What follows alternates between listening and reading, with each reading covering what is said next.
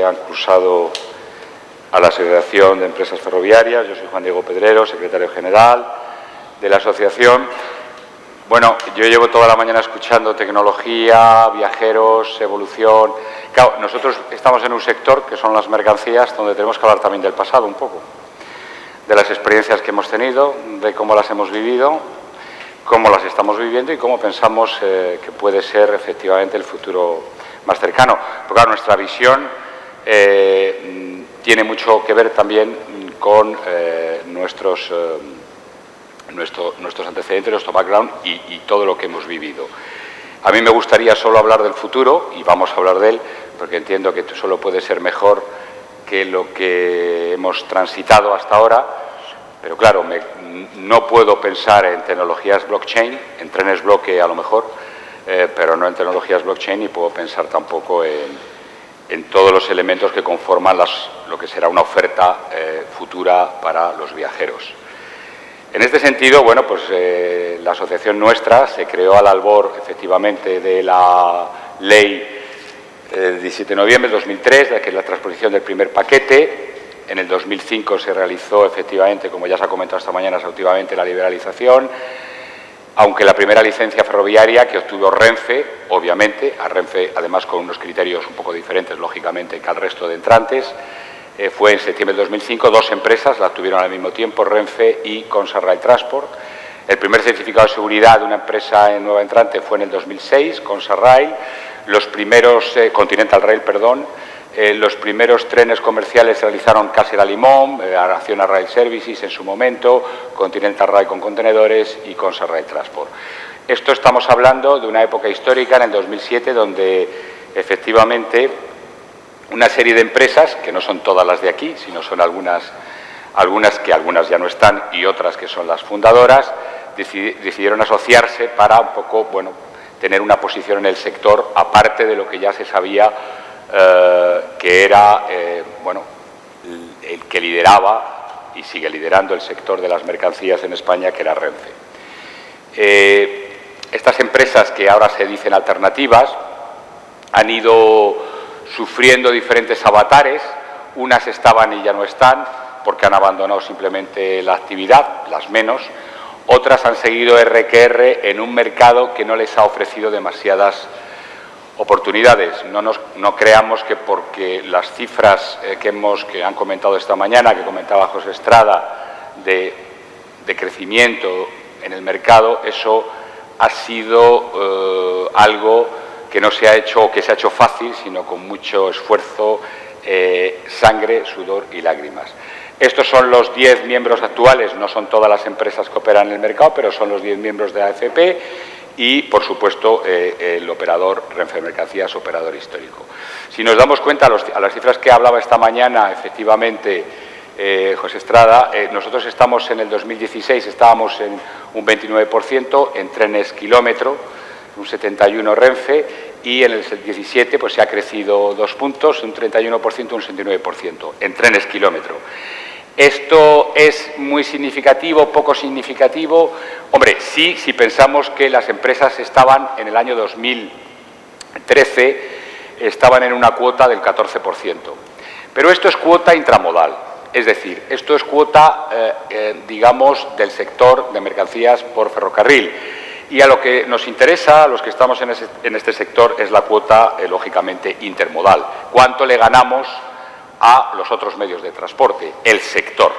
Y aquí, desafortunadamente, y a pesar de que esta mañana escuchaba que la carretera ha tenido caídas y que ha tenido años muy malos, yo creo que no es así en absoluto. La carretera ha sufrido una cierta crisis, como todo el sistema de transporte, con la crisis, efectivamente, pero su capacidad de restablecimiento es enorme y ya en el 2016 y en el 2017 su crecimiento ha sido muy superior al del ferrocarril. Por tanto, vamos a ver, hay que relativizar. Es decir, sí, es verdad que las empresas ferroviarias privadas o alternativas pues han cogido una cuota intramodal más importante, pero el sector en sí no ha crecido. Afortunadamente, en el 2017 las cosas están cambiando. Renfe ha mejorado su volumen de transporte y eso es bueno, lógicamente, para todo el sector. La cuota de las empresas ferroviarias privadas en toneladas kilómetro netas es superior es de un 39%, como ven ahí, porque, digamos, las empresas otras que Renfe transportan más mercancía y menos vacío, mientras que Renfe pues tiene muchos tráficos muy históricos del ferrocarril, siderúrgicos, cereales, que se hacen con un componente de vacío en una de las direcciones. Por tanto, nuestra cuota en toneladas es superior, casi llega al 40%. Bueno, insisto, está bien, hemos crecido, pero efectivamente no es la situación actualmente la que nos gustaría, que es un crecimiento del sector en todos los... ¿Y por qué digo eso? Porque si nos comparamos con Europa, la media de los 27 países está en torno al 18%,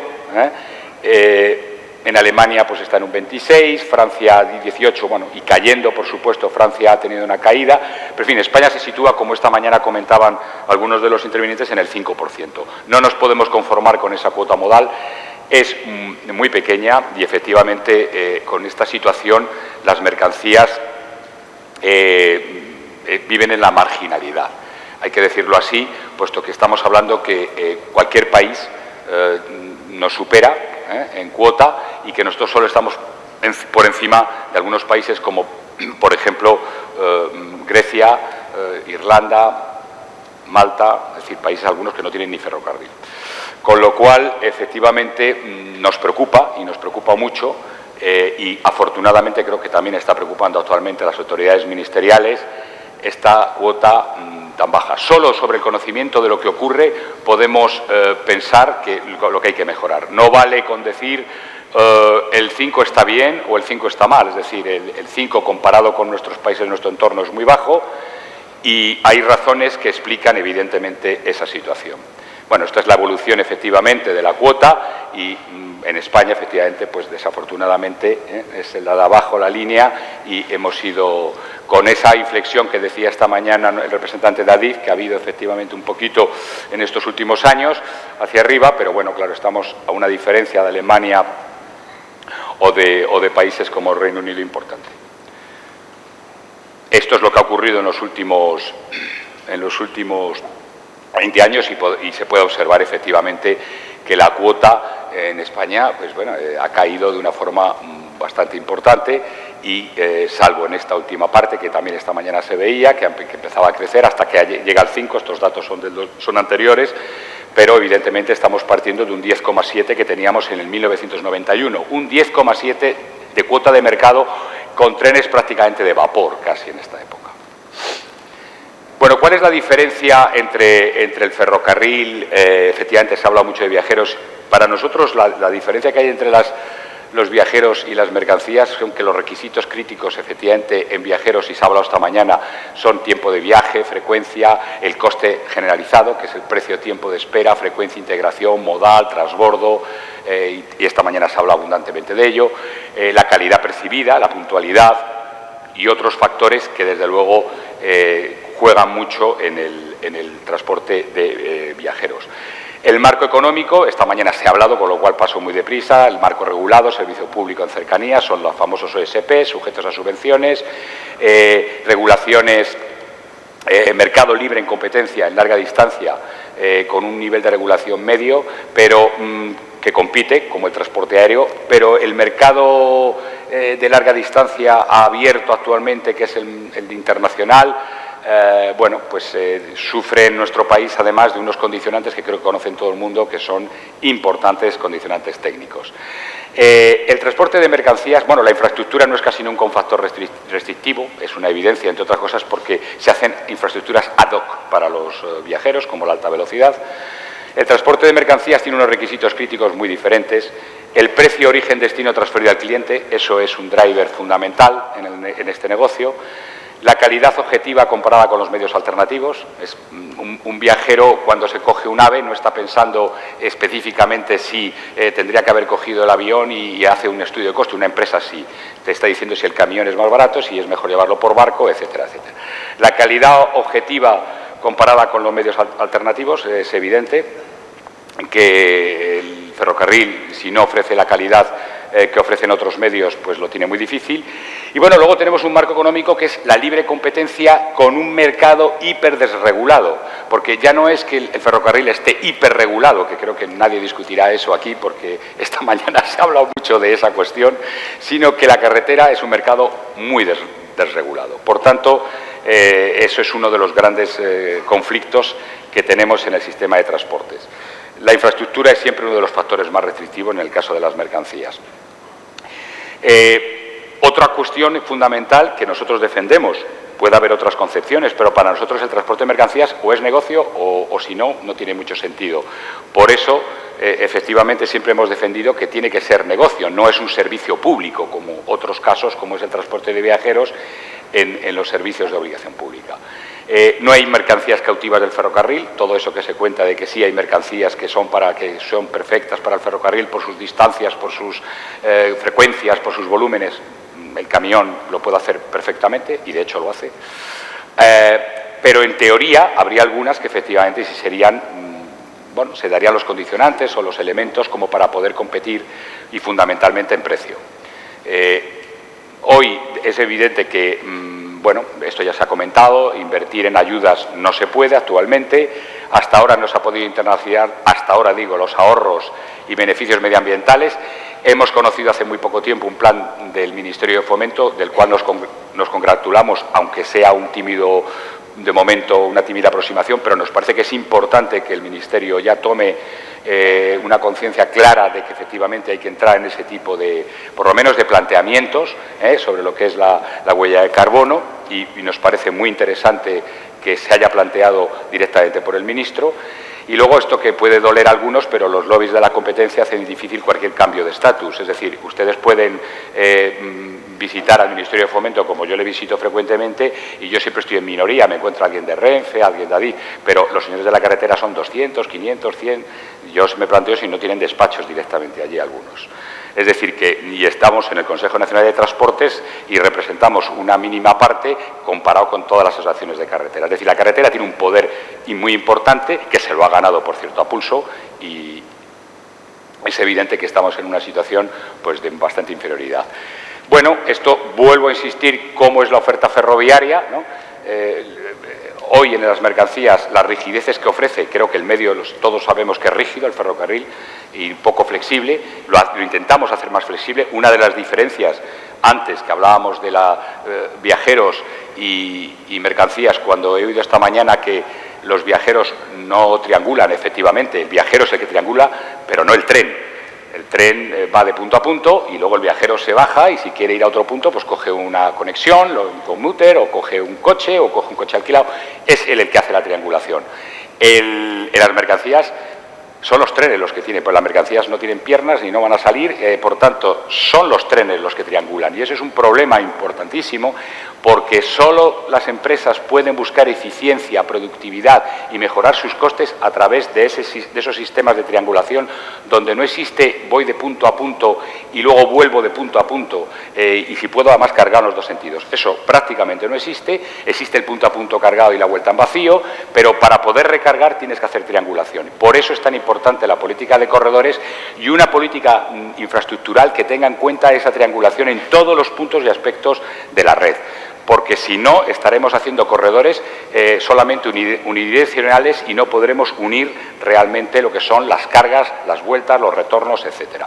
Le pedimos mucho al gestor de infraestructuras, que me imagino que estarán presentes aquí, que no razone, y luego lo vemos, solo desde un punto de vista, lo llevamos muchos años y creo que ya empezamos a tener efectivamente se nos escucha y se nos atiende sobre el enfoque ingenieril de las infraestructuras que a nosotros nos parece que no es el correcto. Es decir, tiene que haber un enfoque de operación, además del ingenieril, por supuesto, pero de operación. ¿Qué servicio queremos dar en esa infraestructura? Y eso creo que está poco a poco entrando en los debates que estamos manteniendo. Bueno, hay unas inversiones relevantes en el tema del ferrocarril de mercancías por parte del cliente. No es tan fácil como coger un camión y hacerlo. Hay una integración de procesos. Es evidente que los clientes, y vuelvo a insistir, si tienen un ahorro pues evidentemente compensa las rigideces. Si no lo tienen, y lo habrán escuchado muchas veces, que el ferrocarril tiene que ser casi un 20% más barato que la carretera para que realmente pueda absorber volúmenes de los clientes. No voy a decir a la obviedad que los clientes otros costes que no puedan repercutir en la cuenta de resultados no los valoran. Solo tiene sentido orientar el transporte ferroviario con una visión a medio y largo plazo. Esto es una evidencia, es un mercado muy capitalístico y efectivamente el cortoplacismo en este negocio no existe. Ya lo habíamos dicho, el precio es el driver. Los clientes tienen una cierta reticencia muchas veces porque está muy ligado a complejidades, es más farragoso que coger un camión, etcétera. Tenemos esas dificultades las empresas, sin duda, pero lo más importante es que la carretera siempre aparece como una alternativa de gran capacidad, etcétera, y que lo puede resolver todo. ¿Y por qué es eso? ¿Por qué estamos? Porque aunque nos parezca mentira, nuestra red de carreteras es impresionante en este país. Y claro, esta mañana se hablaba de que en algunas había peajes. Es decir, lo de los peajes es algo anecdótico en este país, comparado con la cantidad de autovías, vías, carreteras que son libres, que no paga nadie.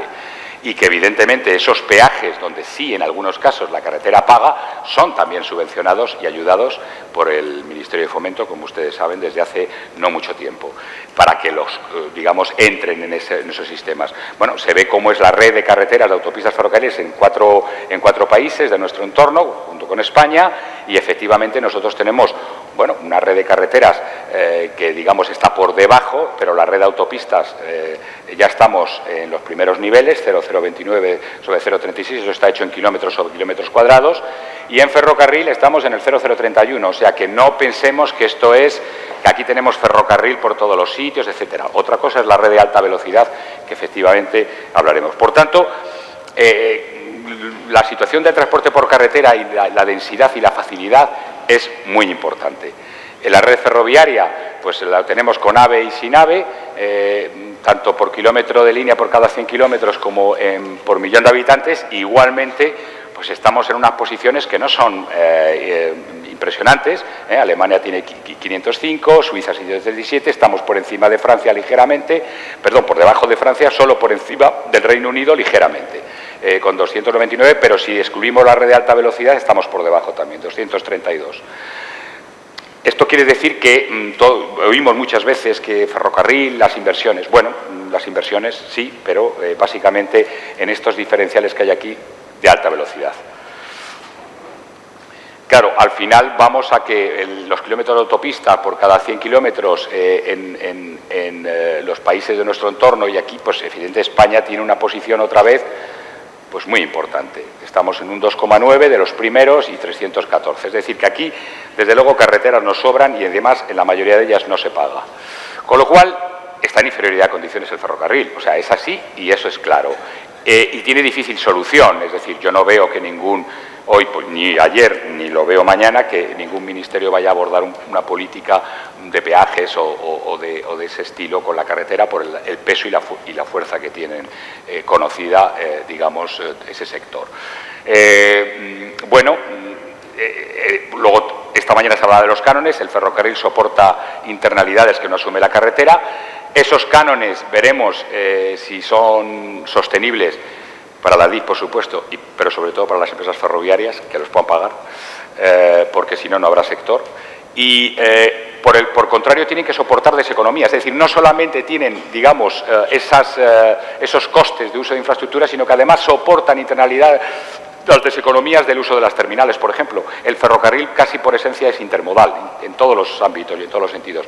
Por tanto, necesitan de puntos de transbordo en un sitio o en otro, y da igual que sean vagones, contenedores, plataformas, etcétera. Esos son deseconomías, son costes de fricción que tiene el ferrocarril, desafortunadamente, porque los industriales españoles tienen apartaderos 4, pero todo el resto pues no tienen, y por tanto hay que pasar por terminales de transbordo.